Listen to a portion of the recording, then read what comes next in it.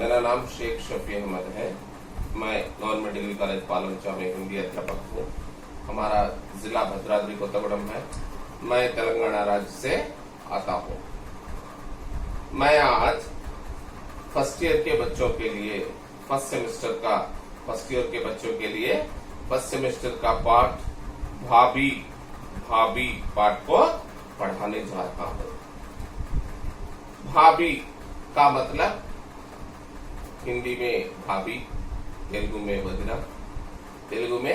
वदिना और अंग्रेजी में कजिन सिस्टर, जो ब्रदर की वाइफ, अन्ना भार्या, भाई की बीवी। इस गद्य के रचयिता श्रीमती महादेवी वर्मा जी हैं। इस गद्य के रचयिता श्रीमती महादेवी वर्मा जी हैं। महादेवी वर्मा जी कवि परिचय को समझेंगे। हिंदी काव्य जगत की रहस्यवादी कवयित्री, आधुनिक मेरा महादेवी वर्मा का जन्म। हिंदी काव्य जगत की रहस्यवादी कवयित्री, आधुनिक मेरा महादेवी वर्मा का जन्म फर्रुखाबाद में 1907 में, उत्तर प्रदेश के फर्रुखाबाद में 1907 में हुआ। ये प्रतिष्ठित ब्राह्मण परिवार में हुआ। उनका जन्म एक प्रतिष्ठित ब्राह्मण परिवार में हुआ। उन्हें सूर, तुलसी, मीरा आदि का परिचय अपनी माता से मिल गया था। उनकी माता भी पढ़ी लिखी थी। महादेवी वर्मा जी की माता भी पढ़ी लिखी थी। उनको सूर, तुलसी, मीरा आदि कवियों का परिचय उनकी माता से मिल गया। शिक्षित परिवार के वातावरण में रहने के कारण बचपन से ही महादेवी के काव्य से लगाव हो गया था। उनका परिवार शिक्षित परिवार था। शिक्षित परिवार से पैदा होने में, उसी वातावरण में वह बढ़ने से उनको बचपन से ही साहित्य पर उनका लगाव हो गया, काव्य पर उनका लगाव हो गया। उन्होंने इलाहाबाद से संस्कृत में एमए किया। उन्होंने इलाहाबाद विश्वविद्यालय में संस्कृत में एमए किया और प्रयाग महिला विद्यापीठ की प्राचार्य बनी और प्रयाग महिला विद्यापीठ की प्रधानाचार्य बनी। महादेवी का पद्य और गद्य दोनों पर समान अधिकार था। महादेवी वर्मा का पद्य भाग पर, कविता भाग पर और गद्य पर, दोनों पर समान अधिकार था।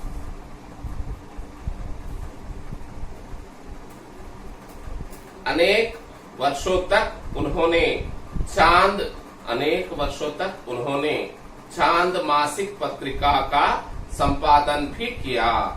अनेक वर्षों तक उन्होंने चंद्र मासिक पत्रिका का संपादन भी किया।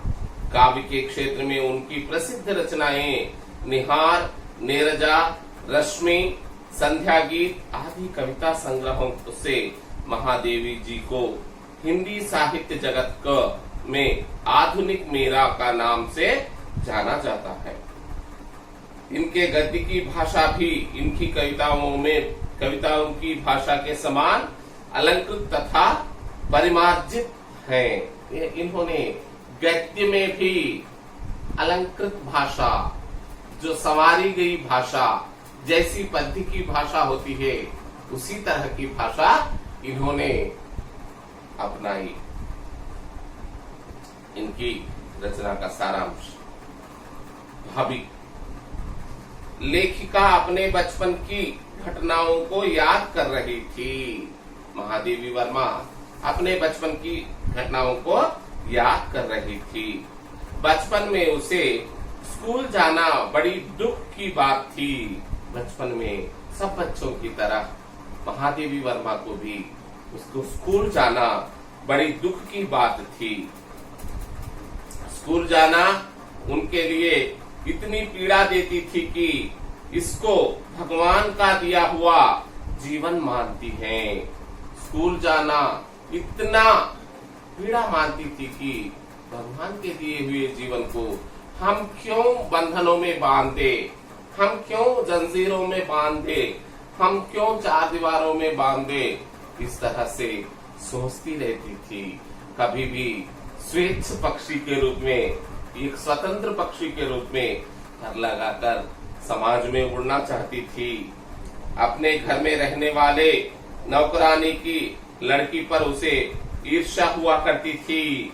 अपने घर में काम करने वाली नौकरानी की लड़की पर उसे ईर्ष्या हुआ करती थी। ऐसे समय में लेखिका बूढ़ी कल्लू की माँ को सड़कों पर लाते वक्त रास्ते में सभी चीजों को दिखाती हुई आनंद पाती थी। बूढ़ी कल्लू की माँ को रास्ते में लाकर, हाथ पकड़कर रास्ते में लाकर सभी चीजों को दिखाकर आनंद पाती थी। वह एक मारवाड़ी के दुकान पर वृद्ध सेठ जी बैठते थे। हर रोज पाठशाला जाते वक्त एक मारवाड़ी के दुकान पर वृद्ध सेठ जी बैठते थे। वहां के पर्दे के छेद से दो आंखें दिखाई देती थी। वहां के पर्दे के छेद से दो आंखें दिखाई देती थी। कल्लू की माँ के डर से उन आंखों के बारे में जानने के लिए कोशिश करने पर भी बहुत समय तक सफल नहीं हो पाई। चेहरा तो देख नहीं पाई, पर कल्लू की माँ से उसके बारे में पता तो चला कि वह अनाथ भी है और अभागिन भी है। रोज सेठ के दुकान पर देखते जाती थी। पर्दे के पीछे से एक दो आंखें रोज इस महादेवी वर्मा को बचपन में देखती रहती थी। वह दो आंखें किसकी है, वह दो आंखें कौन है, कौन इसकी तरफ देख रही है, यह बात सोचने के लिए, समझने के लिए हर रोज तत्पर होती थी बालिका महादेवी वर्मा। वह एक न एक दिन कल्लू की माँ से पूछ ली, माताजी वह पर्दे के पीछे रहने वाली दो आंखें कौन हैं, किसकी हैं? तो कल्लू की माँ ने बताया, वह एक अभागिन है, एक अनाथ है, एक अभागिन है और एक अनाथ है। बूढ़े सेठ के बेटे से भाभी की शादी हुई थी। वह रोज दुकान पर बैठने वाले बूढ़े सेठ के बेटे से उस भाभी की शादी हुई थी, पर उस साल में उसके पति की मृत्यु हो गई थी। पर एक साल भर में 12 महीनों में 360 दिन के अंदर उसके पति की मृत्यु हो गई थी। तब से इस बेचारी की स्थिति बहुत बेचैन हो गई। सहारा, छांव बिना एक पक्षी की सहारा और जैसे एक बालिका को पति के बिना जीना बहुत मुश्किल है, उस तरह इसकी जिंदगी भी बिगड़ गई। उसकी ननद से आगे उसकी स्थिति और भी बिगड़ गई थी। पर एक दिन गीली सड़क पर लेखिका के पैर फिसलने से उसकी मुलाकात भाभी से हो गई। पर एक दिन भीगी हुई गीली सड़क पर कवयित्री महादेवी वर्मा के पैर फिसल गए, वह नीचे गिर पड़ी। वह बालिका को उठाने के लिए अंदर रोज देखने वाली दो आंखें सामने तत्पर होकर सामने भाग आकर उस बालिका को उठा लिया। इस तरह से भाभी की मुलाकात महादेवी वर्मा को होगी। पर्दे से निकलकर उसने इसकी रक्षा की, तब पर्दे से निकलकर उसने इसकी रक्षा की, तब से उसके अकेले जीवन में लेखिका को स्थान मिला। वह लड़की के अकेले वो विधवा लड़की के अकेले जीवन में लेखिका को स्थान मिला, लेखिका का स्थान मिला। वह निराहार और मिताहार से दुर्बल देह से निरंतर परिश्रम करती रहती थी। उस भाभी को खाने के लिए कुछ नहीं मिलता, पीने के लिए भी कुछ नहीं मिलता। वह निराहार निरंतर श्रम से दुर्बल शरीर से इतनी दुबली थी, इतनी बलहीन थी कि उसको देखते ही हर मानव के दिल में कुछ ज्यादा प्यार, ममता छलक उठती थी। सबसे उसके अकेले जीवन में लेखिका को स्थान मिला। वह भाभी के एकांत जीवन में 8 वर्ष की बालिका की उसकी साथी थी, पर यह बालिका उस विधवा भाभी के संसार में प्रवेश करने में असमर्थ थी। लेखिका की माँ भी माता पिताहीन विधवा बालिका की स्थिति पर दुखित हुआ करती थी। लेखिका की सारी गुड़िया भाभी के भंडार पर पहुंच गई। वह अपनी गुड़ियों को मारवाड़िन की तरह श्रृंगार किया करती थी। महादेवी वर्मा ये 8 साल की बच्ची, 8 साल की लड़की भाभी की ओर आकर्षित हुई। अपनी सारी गुड़ियों को भाभी की मकान पर पहुंचा दी। लेखक भाभी को तो सफेद ओढ़नी और काला लहंगा या काली ओढ़नी और सफेद बूटीदार कत्याई लहंगा पहनती थी, पर उसकी ननद के लिए हर तीज त्योहार पर बड़े सुंदर कपड़े बनते थे। यह बात लेखिका के लिए असहन हो गई थी। उसने स्कूल में काशीदा कढ़ाना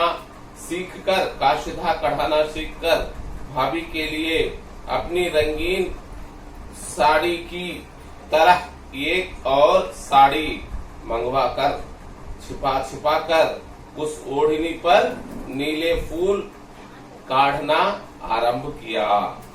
उस ओढ़नी पर छुपा कर नीले फूल डालना आरंभ किया।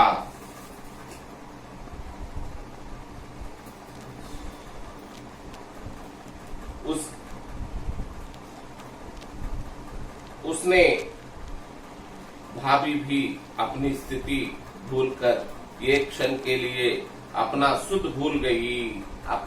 अपने विधवापन को भूलकर एक पल के लिए अपना सुध भूलकर भाभी उस लड़की से खिल मिल गई। इतने में यह दृश्य देखकर ससुर ननद का क्रुद्ध होना, यह देखकर लेखिका का रोना, वह मन से ही नहीं शरीर से बेहोश होने सब कुछ हो गया। जो बालिका के से स्नेह करके उस विधवा सेठनी, उस विधवा मारवाड़न अपने चेष्टाओं से जो काम कर रही थी, उस काम से उसके मामा, उसके ननद, उसके सास चिड़चिड़ाकर उससे गुस्सा करते हैं, जिससे रचयित्री बालिका महादेवी वर्मा अपने तन से ही नहीं मन से भी बेहोश होकर रोने लगी। लेखिका घर पहुंचा दी गई। ज्वर से बहुत दिन बीमार पड़ गई। वह रोते रोते ज्वर से बहुत दिन तक बीमार पड़ गई। इस घटना के बाद सारी स्थिति उलट गई। बालिका प्रौढ़ हो गई थी और युवती वृद्धा बन गई थी और भाभी वृद्धा बन गई थी। इसके बाद लेखिका का परिवार इंदौर चला गया। इसके बाद लेखिका महादेवी का परिवार इंदौर चला गया। लेखिका को इसके बाद पता चला कि भाभी के ससुर का स्वर्गवास हो गया। लेखिका महादेवी वर्मा को पता चला कि भाभी का परिवार भाभी का ससुर स्वर्गवास हो गया। भाभी का ससुर स्वर्गवास हो गया। कठोर संसार ने भाभी की कैसी रक्षा की यह आज तक अज्ञात है। अब भी लेखिका को रंगीन कपड़े देखने से बचपन की विषाद घटनाएं याद आती हैं। वृद्ध ससुर चला गया, पर अब भाभी की स्थिति कैसी हुई यह सोचकर लेखिका विचलित हो जाती है कि शायद भाभी भी चली गई होगी। इन विचार से वह भयभीत हो जाती है और कोई ऐसी होनी न हो जाए यह सोचती है। एक नारी की बाल्य विवाह से विधवा होने वाली एक नारी के बारे में कवयित्री ने अपने इस रचना में बहुत सुंदर रूप से रचना की है, बहुत सुंदर रूप से वर्णन किया है। एक नारी के कष्ट को मारवाड़न के पर्दे के पीछे रहने वाले मारवाड़न जैसे एक धनिक परिवारों के नारियों के बारे में कवयित्री ने बहुत अच्छा इस पाठ में लिखा है। उन्होंने भाभी के जरिए नारी लोग को, हिंदुस्तान के नारी लोग को ये ऐसी सूचना देना चाहती थी, एक ऐसी सूचना देनी चाहती थी, नारी भी पुरुष के समान, नारी भी जिंदगी जीना चाहती है। नारी के समान, पुरुष के समान नारी भी जिंदगी जीना चाहती है। इसकी विशेषताएं, पाठ की विशेषताएं। मारवाड़ी विधवा के प्रति लेखिका का स्नेह, संपूर्ण सहानुभूति, आत्मीयता और अंतरंग भाव इस रचना में साकार हुआ है। मारवाड़ी विधवा के प्रति लेखिका का स्नेह, प्यार, दोनों के बीच का बंधन, संपूर्ण सहानुभूति, आत्मीयता और अंतरंग भाव इस रचना में साकार हुआ है। उसके प्रति अद्भुत संवेदनशीलता प्रदर्शित करती है। उसमें जीवन को उन्होंने अत्यंत समीप से देखा था। परंपराएं, रीति रिवाज तथा रूढ़ियों अपने व्यक्तित्व को कुंठित कर देती हैं। हिंदुस्तान में रहने वाली रूढ़ियां, परंपराएं, रीति रिवाज, ये सब मानव के व्यक्तित्व को कुंठित कर देती हैं।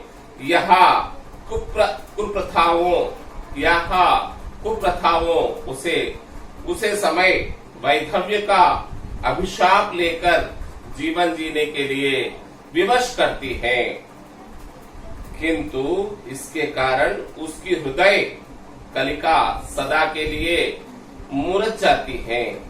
लेखिका ने भाभी पाठ को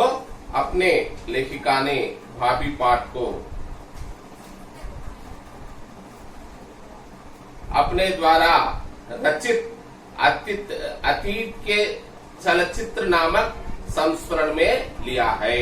अतीत के चलचित्र नामक संस्मरण में लिया है। उन्होंने भाभी चरित्र के द्वारा विधवा की भावनाओं का अत्यंत हृदयंगम चित्र अंकित किया है। वे रहस्यवादी कविता के 4 प्रमुख स्तंभों में एक है। महादेवी वर्मा रहस्यवादी कविता के 4 प्रमुख स्तंभों में एक है। और संस्कृत निष्ठा हिंदी भाषा का प्रयोग करती हैं। छायावाद कविता को बल प्रदान करते हुए वे हिंदी साहित्य जगत पर अपनी छाप डालने में समर्थ रही। कवयित्री महादेवी वर्मा। कवयित्री महादेवी वर्मा के ऐसे ऐसे रचनाएं थी जिससे मानव जीवन में अनेक संस्करण हमें नजर आते हैं, जिससे नारी जीवन में अनेक संस्करण हमें नजर आते हैं। महादेवी वर्मा के अनेक रचनाएं हमें बहुत अच्छी रूप से, सरल रूप से मानवों को समझने में, मानवों को साकार करने में, महिलाओं को संस्कार बनाने में महादेवी वर्मा के रचनाएं हमें बहुत लाभदायक होते हैं। Thank you very much.